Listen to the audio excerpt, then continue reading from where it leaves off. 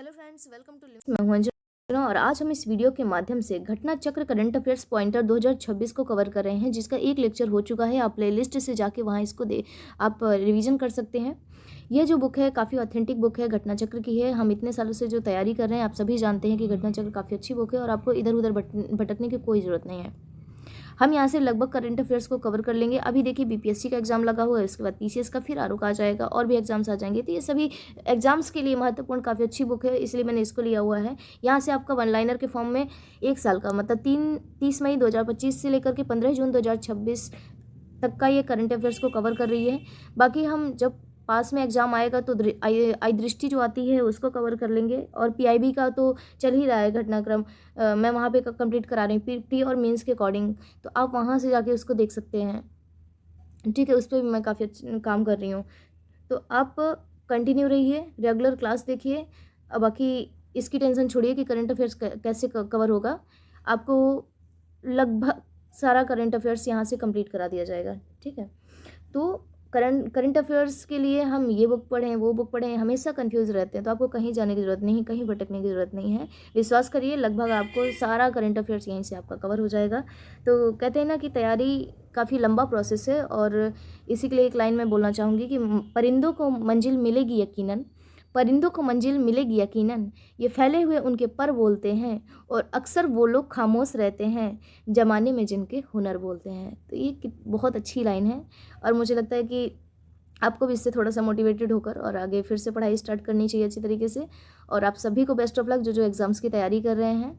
तो चलिए हम अपना आज का टॉपिक शुरू करते हैं। और कल हमने करंट अफेयर्स को कवर किया था 4 पेज नंबर तक, आते हैं आज 5 पे।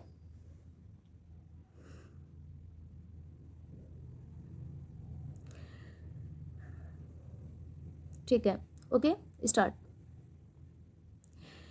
नए नियम में नाबालिग बच्चों के पासपोर्ट को लेकर क्या बात कही गई है? तो जो नया नियम आया है उसमें नाबालिग बच्चों के पासपोर्ट को लेकर क्या बात कही गई है? तो भारतीय पासपोर्ट धारक अवयस्क बालक अन्य देश का पासपोर्ट धारण नहीं कर सकते हैं। भारतीय जो पासपोर्ट धारक हैं वो अवयस्क बालक अन्य देश का पासपोर्ट धारण नहीं कर सकते हैं। अगला है कि लोकसभा अध्यक्ष ओम बिरला ने किस वर्ष के लिए संसदीय समिति का पुनर्गठन किया है? तो जो लोकसभा अध्यक्ष कौन है? तो ओम बिरला हैं। इन्होंने किस वर्ष के लिए संसदीय समितियों का पुनर्गठन किया है? तो वर्ष 2026-27 के लिए। प्राक्कलन समिति का अध्यक्ष किसे बनाया गया है? तो डॉक्टर संजय जायसवाल को। इसको 1 2 3 जितने स्टार बनाने हैं आप बना लीजिए। प्राक्कलन समिति का अध्यक्ष किसको बनाया गया है? डॉक्टर संजय जायसवाल को। ये लोकसभा भाजपा से संबंधित है। लोक उपक्रम समिति का अध्यक्ष किसे बनाया गया है? लोक उपक्रम समिति का अध्यक्ष किसे बनाया गया है? बैजयंत पांडा।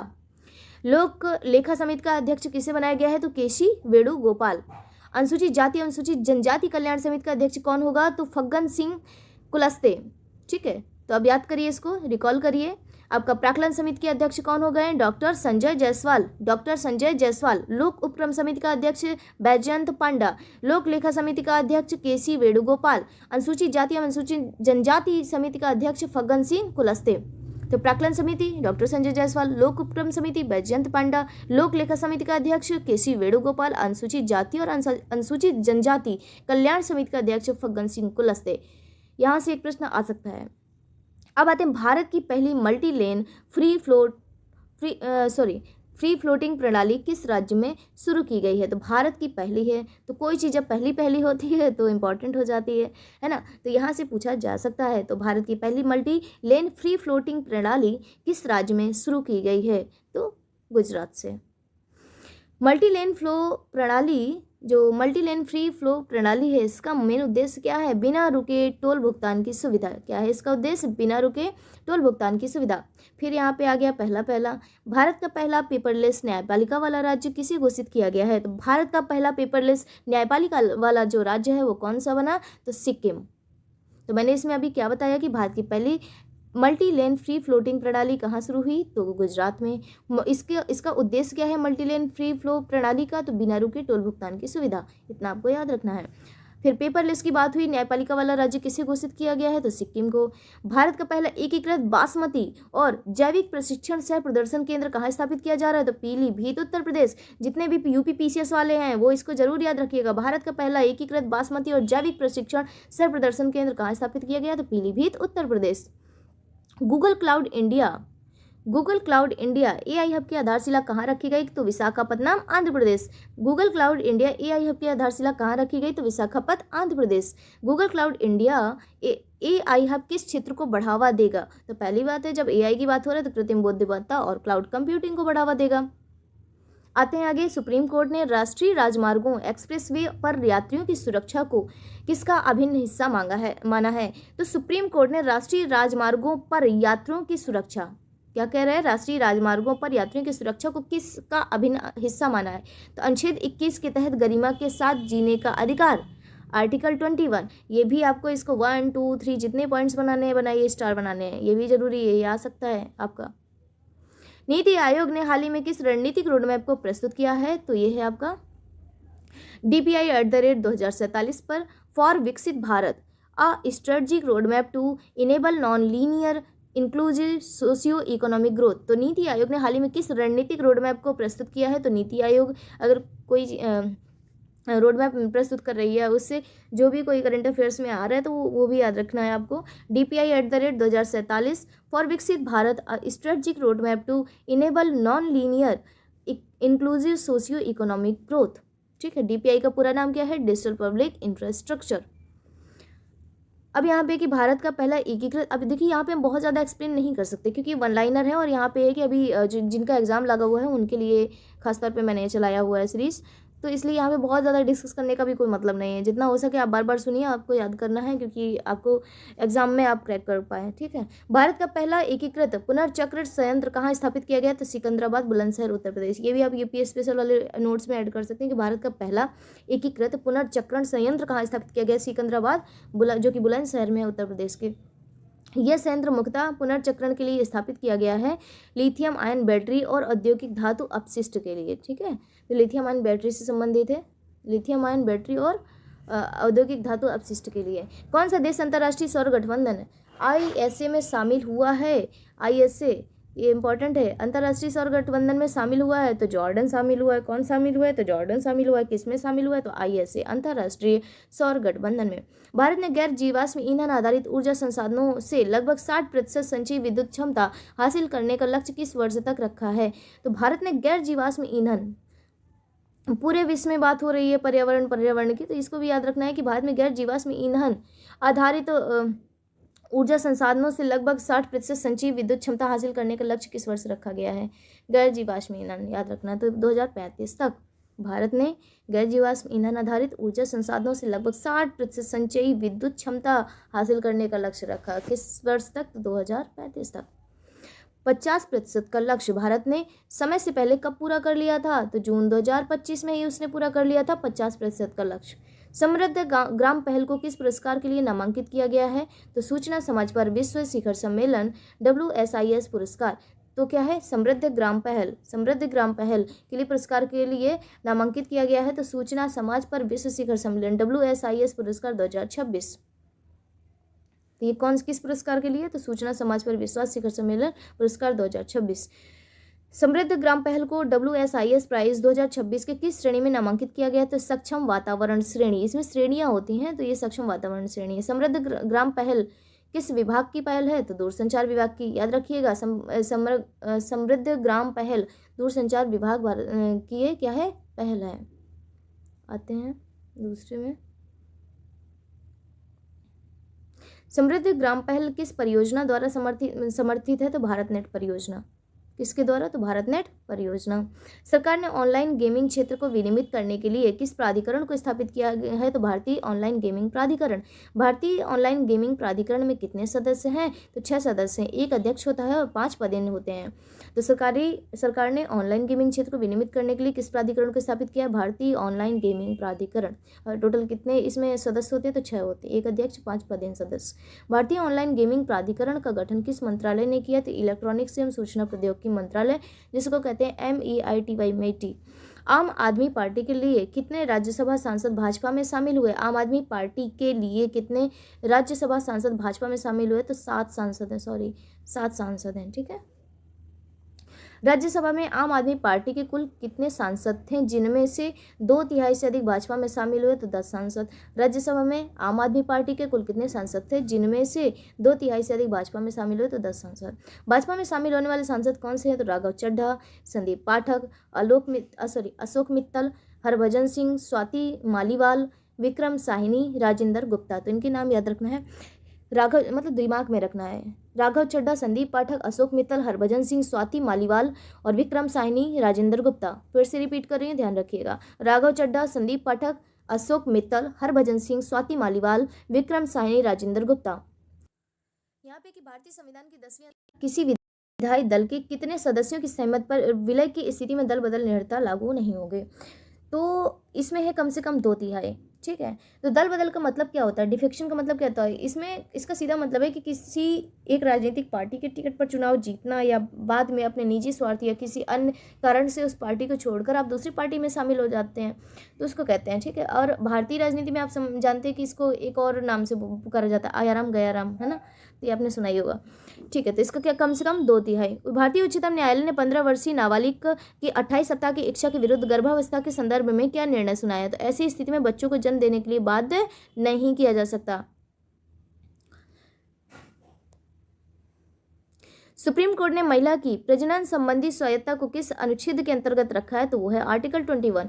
उत्तर क्षेत्रीय कृषि सम्मेलन, ये क्या कह रहा है? उत्तर क्षेत्रीय कृषि सम्मेलन, ये यूपी स्पेशल के लिए इंपॉर्टेंट है। लखनऊ उत्तर प्रदेश, कहाँ आयोजन हुआ है? तो लखनऊ उत्तर प्रदेश। क्या कह रहा है? उत्तर क्षेत्रीय कृषि सम्मेलन कहाँ आयोजित किया गया? तो लखनऊ उत्तर प्रदेश में। भारत की पहली अल्कलाइन बैटरी निर्माण यूनिट कहाँ शुरू की गई? तो जम्मू में। ठीक है, भारत की पहली है तो पहला पहला याद रखिएगा। अल्कलाइन बैटरी निर्माण यूनिट कहाँ शुरू की गई? तो जम्मू में। इस यूनिट की स्थापना किस कंपनी ने की है? तो ever ready industries India limited, ever ready industries India limited ने। सरकार ने एआई नियमन के लिए कौन सा नया समूह बनाया है? एआई नियमन एवं आर्थिक समूह, AIGEG।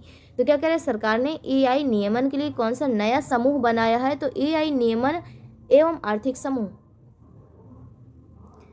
एआई नियमन एवं आर्थिक समूह का गठन किस मंत्रालय ने किया है? तो इलेक्ट्रॉनिकी एवं सूचना प्रौद्योगिकी मंत्रालय, जिसको कहते हैं MEITY, MEITY। एआई नियमन और आर्थिक समूह का गठन किस मंत्रालय ने किया है? तो इलेक्ट्रॉनिक एवं सूचना प्रौद्योगिकी मंत्रालय। एआई नियमन एवं आर्थिक समूह क्या है? तो उच्च स्तरीय अंतर मंत्रालय निकाय है। एआई नियमन एवं आर्थिक समूह क्या है? तो उच्च स्तरीय अंतर मंत्रालय निकाय है।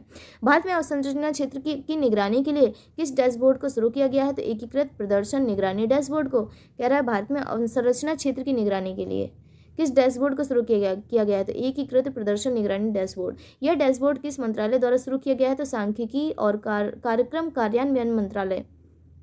डैशबोर्ड शुरू करने का मुख्य उद्देश्य क्या है? तो डेटा आधारित शासन को मजबूत करना। क्या करना? डेटा आधारित जो शासन है उसको क्या करना? मजबूत करना। आते हैं आगे कि 131वां संविधान संशोधन विधेयक 2026 किस उद्देश्य से लोकसभा में प्रस्तुत किया गया? तो नवीनतम जनगणना के आधार पर परिसीमन कराकर लोकसभा एवं विधानसभाओं में महिलाओं के लिए 33% आरक्षण को लागू करना। तो 131वां संविधान संशोधन विधेयक 2026 किस उद्देश्य से लोकसभा में प्रस्तुत किया गया? तो नवीनतम जनगणना के आधार पर परिसीमन कराकर लोकसभा एवं विधानसभाओं में महिलाओं के लिए 33% आरक्षण को लागू करना। इसको आपको याद रखना है, ये मोस्ट इंपॉर्टेंट है। आइए चलते आगे। इस विधेयक के अनुसार लोकसभा की अधिकतम सदस्य संख्या कितनी करने का प्रस्ताव था? तो 550 से बढ़ाकर 850 करने की बात की गई। बाकी मैंने PIB जब पढ़ाया तो वहाँ पर मैंने बहुत अच्छे से इसको समझाया हुआ है, आप उसको स्किप मत करिए। PIB का जो करंट अफेयर्स है वो बहुत अच्छा है, आप प्री और मेंस के अकॉर्डिंग काफ़ी बढ़िया तैयारी उससे कर सकते हैं, है ना। उसमें मैंने मेंस के क्वेश्चंस भी दिए हैं, प्री के भी मैंने क्वेश्चंस बताए कि किस प्रकार से आ सकता है, तो आप उसको वहाँ से जाके देखिए। 131वां संविधान संशोधन विधेयक के साथ कौन सा अन्य महत्वपूर्ण विधेयक प्रस्तुत किया गया? तो परिसीमन विधेयक 2026 तथा संघ राज्य विधियां संशोधन विधेयक 2026। तो 131वां संविधान संशोधन विधेयक तो पेश ही किया गया था। इसके अलावा परिसीमन विधेयक 2026 भी आया, संघ राज्य क्षेत्र विधियां संशोधन विधेयक 2026 भी उसी के साथ प्रस्तुत किया गया। 131वां संविधान संशोधन विधेयक का लोकसभा में क्या परिणाम रहा? तो विशेष बहुमत के अभाव जो था उसकी वजह से यह पारित नहीं हो सका। 131वां संविधान संशोधन विधेयक को लेकर सबसे बड़ा विवाद क्या था? नवीनतम जनगणना आधारित परिसीमन से राज्यों के प्रतिनिधित्व में संभावित बदलाव। भारत का पहला वाटर न्यूट्रल कोचिंग डिपो कहाँ स्थित है? भारत का पहला याद रखना है, वाटर न्यूट्रल कोचिंग डिपो कहाँ स्थापित किया गया? तो कंकरिया, अहमदाबाद। कंकरिया अहमदाबाद। यह डिपो जल शुद्धिकरण के लिए किसका उपयोग करता है? तो पौधों का उपयोग करता है, जैसे फाइटो रेमिडिएशन। ये जो डिपो है जल शुद्धिकरण के लिए किसका उपयोग करता है? तो पौधों का उपयोग करता है। दिव्य भारत, भारत की आत्मा एक झलक नामक संकलन किसने जारी किया? तो नीति आयोग ने। इसको याद रखना है, ये पूछ लेगा तो आप बता नहीं पाएंगे। दिव्य भारत, भारत की आत्मा एक झलक नामक संकलन किसने जारी किया? तो नीति आयोग ने।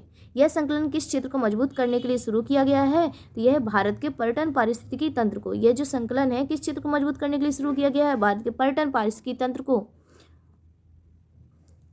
इस वीडियो को कम से कम 2-3 बार सुन लेंगे तो आपको याद हो जाएगा। हरिवंश नारायण सिंह को कौन सी बार राज्यसभा का उपसभापति चुना गया है? तो लगातार तीसरी बार। हरिवंश नारायण सिंह को कौन सी बार राज्यसभा का उपसभापति चुना गया है? तो लगातार तीसरी बार।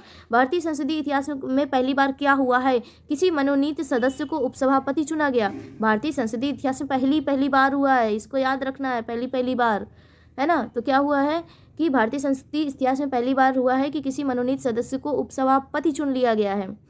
वस्त्र मंत्रालय ने 61वीं फेमिना मिस इंडिया के ग्रैंड फिनाले के अवसर पर किस डिजाइनर संग्रह का अनावरण किया?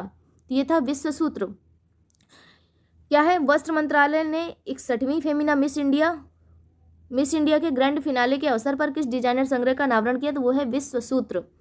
ये अप्रैल 2026 में। विश्व सूत्र कलेक्शन का पूरा नाम क्या है? विश्व सूत्र भारत की बुनाई दुनिया के लिए। विश्व सूत्र भारत की बुनाई दुनिया के लिए। ये भी इसको स्टार बना लीजिए आप। इस पहल में कितनी विशिष्ट हथकरघा बुनाई शैलियों को शामिल किया गया है? तो ये है आपकी 30। इस पहल में कितनी विशिष्ट हथकरघा बुनाई शैलियों को शामिल किया गया है? वो 30। रिलीफ योजना के तहत किन देशों को डिलीवरी या ट्रांसशिपमेंट के लिए पात्र देशों के रूप में शामिल किया गया है? रिलीफ योजना के लिए किसकी बात करें? रिलीफ योजना के तहत किन देशों को डिलीवरी या ट्रांसशिपमेंट के लिए पात्र देशों के रूप में शामिल किया गया है? मिस्र और जॉर्डन को। Relief resilience and logistic intervention for export facilitation की बात कर रहा है। तो relief resilience and logistic intervention for export facilitation योजना के अंतर्गत पात्र गंतव्यों की सूची का विस्तार किसके मद्देनजर किया गया? तो पश्चिमी एशिया तनाव को देखते हुए ऐसा किया गया। यह जो योजना किस मंत्रालय की एक प्रमुख पहल है? तो वाणिज्य एवं उद्योग मंत्रालय की यह पहल है। यह किस मिशन की प्रमुख पहल है? तो हाँ, ये भी जान लेते हैं। तो किस मिशन की प्रमुख पहल है? तो निर्यात संवर्धन मिशन जो है EPM, निर्यात संवर्धन मिशन। फेमिना मिस इंडिया 2026 का ग्रैंड फिनाले कहाँ संपन्न हुआ? तो Kalinga institute of industrial technology Bhubaneswar. Kalinga institute of industrial technology के बारे में पूछ लेगा कहाँ है, तो आपको बताना होगा भुवनेश्वर में है ना। यही पूछ लेगा, नहीं पूछेगा ये तो क्या पूछेगा, ये भी पूछ सकता है कि कहाँ पे है, तो याद रखना है आपको क्योंकि चर्चा में। मिस इंडिया 2026 का खिताब किसने भी जीता? साध्वी सैल ने, जो कि गोवा की हैं। अब देखिए यहाँ से पूछ सकता है बार मिस इंडिया और ये वाला जितना भी, यहाँ से कितने सारे प्रश्न आ रहे हैं आपके, तो जहाँ से बहुत ज़्यादा पढ़ने की संभावना हो प्रश्नों की, तो वहाँ से हो सकता है कि वहाँ से आए, तो आप उनको नज़र में रखना है। मिस इंडिया 2026 का खिताब किसने जीता? तो साध्वी सैल गोवा की हैं। भारत के पहले, अब देखिए फिर से पहला आ गया, पेट्रोग्लिफ संरक्षण पार्क। पेट्रोग्लिफ जो है संरक्षण पार्क की आधारशिला कहाँ रखा गया है? तो लद्दाख, कारु क्षेत्र है वहाँ का, लद्दाख का, वहाँ पे इसकी आधारशिला रखी गई है। पेट्रोग्लिफ ये पूछा जा सकता है, ये मुझे लगता है ये आ सकता है। पेट्रोग्लिफ शब्द का अर्थ क्या है? चट्टानों या पत्थरों की उकेरी गई प्राचीन कलाकृतियाँ या नक्काशी। तो पेट्रोग्लिफ का अर्थ क्या है? चट्टानों या जो पत्थर होते हैं ना, उसमें जो हमने प्राचीन तरीके से आपने देखा होगा हिस्ट्री में, जो डिजाइंस बनी रहती, कलाकृतियाँ बनी रहती है, उस पर नक्काशी की जाती है, तो वही है। लद्दाख में यह पार्क किस नदी के किनारे स्थित प्राचीन नक्काशी को संरक्षित करेगा? तो यह सिंधु नदी, इंडस रिवर की घाटी में पाए जाने वाले शिलालेखों को। यह लद्दाख में यह पार्क किस नदी के किनारे स्थित प्राचीन नक्काशी को संरक्षित करेगा? तो सिंधु नदी की घाटी में पाए जाने वाले शिलालेखों को। ब्रिक्स स्वास्थ्य कार्य समूह, ब्रिक्स स्वास्थ्य कार्य समूह की पहली बैठक 2026 की मेजबानी किसने की? तो केंद्रीय स्वास्थ्य एवं परिवार कल्याण मंत्रालय, भारत सरकार। बैठक कहाँ आयोजित की गई? तो नई दिल्ली। बैठक कहाँ आयोजित की गई? तो नई दिल्ली। ठीक है, अब आते हैं पाली भाषा संरक्षण और डिजिटल AI मॉडल विकास पर भाषणी संचालन सेवा कार्यशाला का आयोजन किस मंत्रालय के अंतर्गत किया गया है? तो कल के करंट अफेयर्स में PIB में भी हमने भाषणी के बारे में पढ़ा है ना। तो ये पाली भाषा संरक्षण और डिजिटल AI मॉडल विकास पर भाषणी संचालन सेवा कार्यशाला का आयोजन किस मंत्रालय के अंतर्गत किया गया? तो इलेक्ट्रॉनिक्स एवं सूचना प्रौद्योगिकी मंत्रालय। कार्यशाला कहाँ आयोजित की गई? तो दिल्ली विश्वविद्यालय में। पाली भाषा किस प्रकार की भाषा है? बताइए, पाली भाषा किस प्रकार की भाषा है? प्राचीन मध्य इंडो आर्यन भाषा है। आगे देखते हैं, स्वामी विवेकानंद की प्रतिमा कहाँ स्थापित की गई? तो सिएटल, यूएसए, है ना। तो इसको याद रखना है आपको, स्वामी विवेकानंद की प्रतिमा है वो कहाँ स्थापित की गई? अभी तो सिएटल, यूएसए में। सरकार ने जैविक विविधता अधिनियम 2002 की किस धारा के तहत 2 संस्थानों को भंडार गृह अधिसूचित किया गया है? तो धारा 39। कोच्चि स्थित किस संस्थान के भवसागर रेफरल सेंटर के गहरे समुद्र के जीवों के लिए राष्ट्रीय भंडार के रूप में नामित किया गया है? तो समुद्री सजीव संस्थान एवं पारिस्थितिकी केंद्र, CMFRI। तो याद रखना ये कहाँ पे है? तो कोच्चि में। कोच्चि में क्या है? समुद्री सजीव संस्थान एवं पारिस्थितिकी केंद्र। इस प्रकार से भी पूछ सकता है कि ये कहाँ पे है, तो कोच्चि में है। कोच्चि में क्या है? समुद्री सजीव संस्थान एवं पारिस्थितिकी केंद्र, CMFRI। पुणे में स्थित किस संस्थान को निर्दिष्ट भंडार के रूप में अधिसूचित किया गया है? तो आधार कर अनुसंधान संस्थान, ठीक है, आधार कर अनुसंधान संस्थान। तो ये पुणे में है। किस संस्थान के पुणे स्थित किस संस्थान को निर्दिष्ट भंडार के रूप में अधिसूचित किया गया है? तो ये क्या कहा गया है? तो आधार कर अनुसंधान संस्थान को। मुख्य निर्वाचन आयुक्त ज्ञानेश कुमार के खिलाफ महाभियोग प्रस्ताव स्वीकार करने से मना कर दिया। मुख्य निर्वाचन आयुक्त ज्ञानेश कुमार के खिलाफ महाभियोग प्रस्ताव स्वीकार करने से मना कर दिया। तो राज्यसभा सभापति CP राधाकृष्णन और लोकसभा अध्यक्ष ओम बिरला जी ने। तो इसको स्टार बना लीजिएगा, याद रखना आपको। किस राज्य की पुलिस को राष्ट्रपति पुलिस कलर प्रदान किया गया है? तो उड़ीसा पुलिस को। किस राज्य की पुलिस को राष्ट्रपति पुलिस कलर प्रदान किया गया है? किसको? तो उड़ीसा पुलिस को। कानूनी सहायता के लिए कौन सा AI चैटबॉट लॉन्च हुआ है? तो न्याय सेतु। इसका शुभंकर मॉस्कोट क्या है? दिशिका। इसका शुभंकर क्या है? दिशिका। भारत की पहली चालक रहित पेट टैक्सी जो परियोजना है किस शहर में शुरू करने को मंजूरी दी गई है? तो मुंबई, जो कि महाराष्ट्र में। नीलामी में सबसे महंगी बिकने वाली भारतीय पेंटिंग कौन सी बनी है? तो यशोदा और कृष्ण। तो ये स्टार बना लीजिए। नीलामी में सबसे महंगी बिकने वाली भारतीय पेंटिंग कौन सी बनी? तो यशोदा और कृष्ण। यशोदा और कृष्ण पेंटिंग के कलाकार कौन है? तो राजा रवि वर्मा। यशोदा और कृष्ण पेंटिंग को किसने खरीदा? तो साइरस पूनावाला, लगभग 1.67 अरब रुपए में। स्टार बना लीजिए इसको। ये क्या है कि यशोदा और कृष्ण की पेंटिंग किसने खरीदा है? तो साइरस पूनावाला, लगभग 1.67 अरब रुपए में। इससे पहले सबसे महंगी पेंटिंग, भारतीय पेंटिंग का रिकॉर्ड किसके नाम था? MF हुसैन। वर्ष 1954 की पेंटिंग अनटाइल्ड ग्राम यात्रा, ठीक है। शिक्षा मंत्रालय ने किस संस्था को मानित विश्वविद्यालय या डीम्ड टू बी यूनिवर्सिटी घोषित किया है? तो राष्ट्रीय शैक्षिक अनुसंधान एवं प्रशिक्षण परिषद, मतलब NCERT को, ठीक है। तो शिक्षा मंत्रालय ने किस संस्था को क्या डीम्ड यूनिवर्सिटी को घोषित किया गया है? तो NCERT को। भारतीय रेलवे ने किस गलियारे का निर्माण पूरा किया? तो पश्चिमी समर्पित माल ढुलाई कॉरिडोर को। पश्चिमी समर्पित माल ढुलाई गलियारा कितने किलोमीटर लंबा है? तो 1506 किलोमीटर। अब कुल समर्पित माल ढुलाई नेटवर्क कितने किलोमीटर का हो गया? तो देखिए टोटल हो गया है ये 2843 किलोमीटर का। अब भारतीय रेलवे के पास कितने समर्पित फ्रंट कॉरिडोर पूरे हो चुके हैं? तो 2, पूर्वी और पश्चिमी। अब लास्ट है यहाँ पे थोड़ा, इंडिया SDG डैशबोर्ड किस मंत्रालय ने विकसित किया है? तो ये सांख्यिकी एवं कार्यक्रम कार्यान्वयन मंत्रालय। इंडिया SDG डैशबोर्ड का मुख्य उद्देश्य क्या है? सतत विकास लक्ष्यों के संकेतकों की निगरानी करना। और क्या इसमें, ठीक है। बाकी हमने इसको 6 पेज नंबर तक कवर कर लिया है। इसके बाद वाला हम अगले लेक्चर में करेंगे। बाकी आप इसका पूरा रिवीजन कर लेंगे और बार बार सुनने से याद हो जाता है। अगर आपके पास टाइम नहीं भी है तो आप ईयरबड्स लगाएं और कान में आराम से इसको सुनते रहिए। कोई भी काम करते रहेंगे तब भी है कि काफ़ी हद तक आपको तैयार हो जाएगा। और हाँ, एग्ज़ाम्स आने वाला है BPSC का भी, फिर UPPCS का और RU का, तो उसके लिए जम के तैयारी करना शुरू कर दीजिए। और आप लोगों को वीडियो अच्छा लगा हो तो प्लीज़ इसको लाइक कर दीजिएगा, लोगों में शेयर कर दीजिएगा। और मिलते हैं अगली वीडियो में अगले टॉपिक के साथ। Thank you. जय हिंद, जय भारत।